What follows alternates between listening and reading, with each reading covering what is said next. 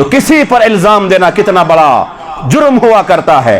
तो नबी अलैहिस्सलातु वस्सलाम ने फरमाया, या माशर, ऐ लोगो, मन अस्लमा बिलिसानिही, जिन लोगों ने जुबान से इस्लाम कबूल किया, वलम यफ्जुल ईमान इला क़ल्बी, मगर ईमान उनके दिल में रासिख नहीं हुआ, याद रखो, ला तुज़ुल मुस्लिमीन, किसी मुसलमान को तकलीफ न पहुंचाना, किसी मुसलमान को अजियत न पहुंचाना। और आगे आपने फरमाया कि वमन तत्तबि औरत अखी, जो मुसलमान किसी मुसलमान के ऐब के पीछे पड़ा करता है, तत्तबअ अल्लाहु औरतहु, अल्लाह रब्बुल इज्जत भी उसके ऐब के पीछे पड़ते हैं। जिस मुसलमान की चाहत हो कि मैं ये देखूं कि मेरे हमसाया कौन सा ऐसा जुर्म करता है कि ताकि मैं उसकी इज्जत को उछालूं और उसके घर की खानदान की इज्जत को नीलाम करूं।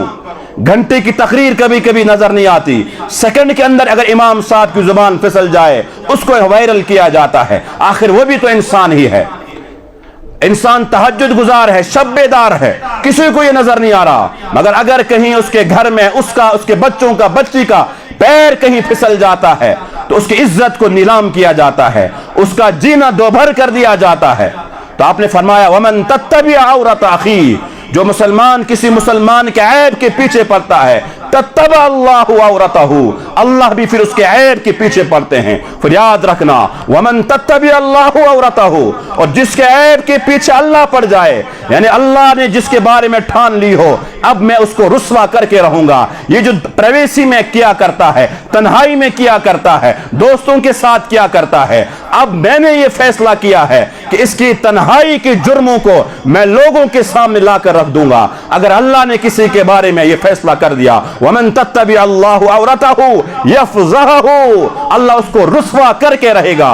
वलौ कान फी जौफ़ि रहला, हाँ अगर वो घर के कमरे के अंदर तन्हाई में कहीं बैठा हुआ क्यों ना हो। मैं ये कहता हूं, अगर वह इंसान कश्मीर छोड़कर चला जाए, हिंदुस्तान छोड़कर चला जाए, दुनिया के किसी दूसरे मुल्क के अंदर भी छुप जाए, यूरोप में चला जाए, अरब के अंदर चला जाए, मगर अगर उसके अंदर यह आदत है कि वो किसी की प्राइवेसी को चेक करना चाहता है, किसी के ऐब को तलाश करना चाहता है, किसी मुसलमान पर इल्जाम लगाना चाहता है, तो नबी सल्लल्लाहु अलैहि वसल्लम ने फरमाया, अगर वो दुनिया के किसी कोने के अंदर भी छुपा हुआ क्यों ना हो, अल्लाह उसको वहां भी जलील कर देगा। वो इज्जत, वो जो है सर उठाकर चलने के काबिल नहीं होगा। आखिर ये वईद क्यों है?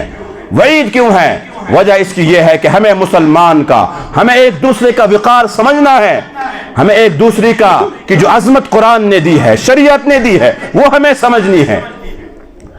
हम जिस तरह घर के अंदर या महल्ले के अंदर कोई पढ़ा लिखा होता है, उमूमन अपनी इज्जत नहीं किया करते हैं। अपने गांव में कोई आलिम होगा, उमूमन अपनी इज्जत नहीं किया करते हैं। अपने गांव के अंदर कोई प्रोफेसर होगा, डॉक्टर होगा, उमूमन आदत यह है कि अपने लोग इज्जत नहीं करते हैं। हाँ, दूसरे लोग सलूट भी करेंगे, मुसाफा भी करेंगे, अपने नहीं किया करते हैं।